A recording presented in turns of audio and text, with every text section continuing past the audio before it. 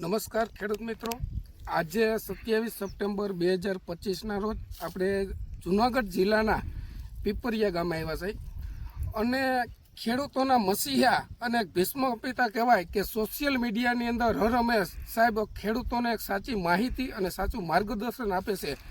તેઓ ભાવેશભાઈ પીપરિયા સાહેબના મગફળીના ફિલ્ડ વિઝિટ માટે આપણે આજે આવેલા છીએ અને સાહેબે આપણું જે વેનોક્સ કંપનીનું વેનોક્સ 77 મગફળીનું ફિલ્ડ બનાવેલું છે અને તો આપણે સાહેબ જોડે થોડીક ચર્ચા કરીએ અને આવનાર વર્ષની અંદર ઓછા ખર્ચે વધુ ઉત્પાદન કેમ મળે અને સાહેબે જે એના ફિલ્ડની અંદર ટ્રીટમેન્ટ કરી છે તો આપણે સાહેબ પાસેથી જ અભિપ્રાય લઈ આવનાર સમયની અંદર ખેડૂતોને મોંઘવારીની અંદર ઓછા ખર્ચે વધુ ઉત્પાદન કેમ આવે એના માટે આપણે સાહેબ જોડે ચર્ચા કરીએ. સાહેબ, ખેડૂત મિત્રો, સૌ પ્રથમ તો જે વેનોક્સ 77ને વાવેતર કર્યું છે એ આપની નજર સમક્ષ છે. થોડીક ચાલુ વર્ષે અમારા વિસ્તારમાં એક એડવર્સ કન્ડિશન એટલે કે આખો વિસાવદર તાલુકાનું ગામ છે એટલે વરસાદની પરિસ્થિતિ ખૂબ હતી. એમ કહીએ તો શરૂઆત મગફળીનું વાવેતર પછી લગભગ 40થી 45 દિવસ છે એ અમારે ખેતરમાં જવાનું નથી.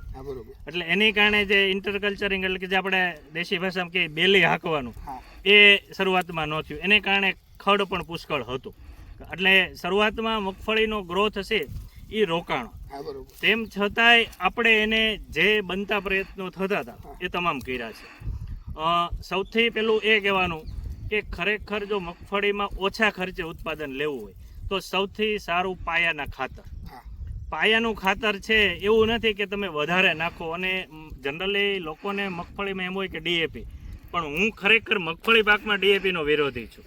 વિરોધી મતલબ કોઈ ખાતરનો નહીં, પણ મગફળીને જે તત્વો જોઈએ છે એની માટે કોઈ સારી કંપનીનું સિંગલ સુપર ફોસ્ફેટ વાપરીએ તો મગફળીને કેલ્શિયમ પણ મળશે, સલ્ફર પણ મળશે અને ફોસ્ફરસ મળશે. બરોબર, એને માત્ર 12.5 કિલો નાઇટ્રોજન જોઈએ છે તો જ્યારે આવો વરસાદી પરિસ્થિતિ હોય ત્યારે એમોનિયમ સલ્ફેટ રૂપે આપી દેવાય.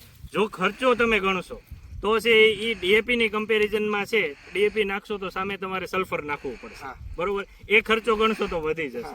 તો પેલું એ કરો. બીજું કે આ પાક એવો છે કે આમ ગણીએ તો એટલો લાંબા ગાળો ન કહેવાય, 90 થી વધીને 110 દિવસ. તો એને બને એટલા વોટર સોલ્યુબલ ખાતરો આપવા જોઈએ. મેં આ મગફળીમાં જ્યારથી ખેતરમાં આવવાનું ચાલુ થયું એટલે પેલો લગભગ 19 રાઉન્ડનો અમારે કપાઈ ગયો. બરોબર, આ કન્ડિશનમાં જનરલી ગ્રોથ રિટાર્ડન્ટ એટલે કે મગફળીને રોકવી પડે, એને બદલે આ વર્ષે રોકવી પડી નથી કારણ કે કુદરતી જ વરસાદ એટલો હતો. એટલે પહેલો રાઉન્ડ આપણે ફ્લાવરિંગ અવસ્થાનો 12-61-0 મેળવ્યો. કોઈ સારી કંપનીનું તમે વોટર સોલ્યુબલ ખાતર લ્યો 12-61-0. અને મગફળી પાક એવો છે ભાવેશભાઈ કે આ મૂળ વાટે તમારી જમીનમાં ગમે એટલું કેલ્શિયમ હોય, 30 દિવસનો છોડ થાય એટલે મૂળ વાટે કેલ્શિયમ લઈ શકતી નથી, એટલે ફરજિયાત તમારે એને ઉપરથી આપવું પડે. એટલે આપણે કેલ્શિયમ, બોરોન અને ઝીંકનું મિશ્રણ આવે છે એ આપણે 2 રાઉન્ડ આને માર્યા છે. બાકી 1 રાઉન્ડ મારો તો પણ ચાલે, પણ થોડીક નબળી હતી એટલે આપણે એને છે 2 રાઉન્ડ છે આપેલા. એટલે 12-61-0 માર્યો છે. પાકવાના 30 દિવસની વાર હતી એટલે આપણે એમ થઈ ગયું કે પોપટા સારા એવા બંધાઈ ગયા હતા. હાંગો પછી હતો એ કાંઈ થાય એવું લાગતું નહોતું એટલે આપણે 0-0-50 માર્યું સાથે. અને બીજી વાર પાછું છે એ પણ છે એ પોટાશ એટલે કે પોટાશ અને સલ્ફરનું મિશ્રણ હતું એ આપણે લિક્વિડ સ્વરૂપમાં આવે એ મારેલું છે. ફૂગનાશકમાં જોઈએ તો ખેડૂત મિત્રો મારું એવું માનવું છે કે શરૂઆત જે 30 દિવસે છે એ ભારે ડોઝ કરતાં તમે છે ને મેન્કોઝેબથી ચાલુ કરો અથવા મેન્કોઝેબ કાર્બેન્ડિઝમ પહેલો. બીજો ડોઝ છે એ એઝોક્સોસ્ટ્રોબિન અથવા ક્લોરોથેનોલિન અથવા એઝોક્સોસ્ટ્રોબિન ને ડાયફેનકોનાઝોલ મારેલો છે આપણે. અને ત્રીજો રાઉન્ડ છે એ એકવાર પ્રાયોક્ષર પણ આમાં મારેલું છે. અને છેલ્લે ઉપાડવા ટાણે ગેરુનું અહીંયા તમે જોશો તો ગેરુનું આ વિસ્તારમાં ખૂબ આ વર્ષે આવ્યો હતો, પણ આ મગફળીમાં જે આપણે ગેરુ આવેલો નથી. ટીકા 100% દેખાય છે. બરોબર, એનું કારણ મુખ્ય વરસાદ છે. ગેરુ ન આવે એની માટે આપણે પણ છેલ્લો રાઉન્ડ જે છે એ આપણે મેન્કોઝેબનો અને કાર્બેન્ડેઝિમનો મારેલો છે. કારણ છેલ્લે વસ્તુ છે એ સિસ્ટમિક કરતાં પ્રોટેક્શન આપે. ગેરુ ક્યારે આવે કે સતત ભેજવાળું વાતાવરણને પાક ભીનો રહે અને એક ખેતરમાંથી ઉડી અને બીજા ખેતરમાં હવામાં ફેલાય છે. તો એવા સમયે ખરેખર છે એ કોન્ટેક્ટ ફૂગનાશક આપવી જોઈએ કે જેથી ઉપરથી લેયર બનાવી રાખે અને એને લાગે નહીં. મગફળીના ઉત્પાદનમાં સૌથી વધારે જો ખેડૂતોને હું એમ કહું કી પોઈન્ટ કહેવાય તો વોટર સોલ્યુબલ ખાતરો છે. હા. એનું સિલેક્શન કયા સમયે કયા ખાતરો આપવા હા. એ ખૂબ મહત્વનું છે. બીજું કોઈ પણ વેરાયટી હોય બધા કહેતા હોય આટલી થાય પણ વેરાયટીની એક મેક્સિમમ લિમિટ હોય કેપેસિટી. એ ખેડૂત, જમીન અને હવામાન આ ત્રણેય ભેગું થાય, બરોબર.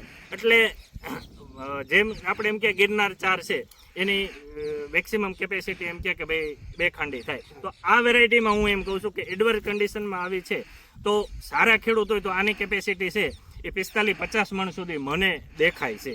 પણ એવરેજ જોવા જઈએ તો એવરેજ 25-30 મણ છે એ ગણી શકાય. કારણ કે એવું ન હોય કે દરેક ખેડૂતની માવજત, દરેક ખેડૂતનું ખેતર અને દરેક ખેડૂતને ત્યાં વિસ્તાર વાઇઝ હવામાન. હવે હું તમને કહું એવો વિસ્તાર પણ છે કે જેને વરસાદની કમી છે, શિયાળુ પાક થાય એમ નથી, અને અહીંયા કૂવા ને નદીઓ છલકીને જાય છે, બરોબર. એટલે વિસ્તાર વાઇઝ છે ખેડૂતો એવું હોય છે.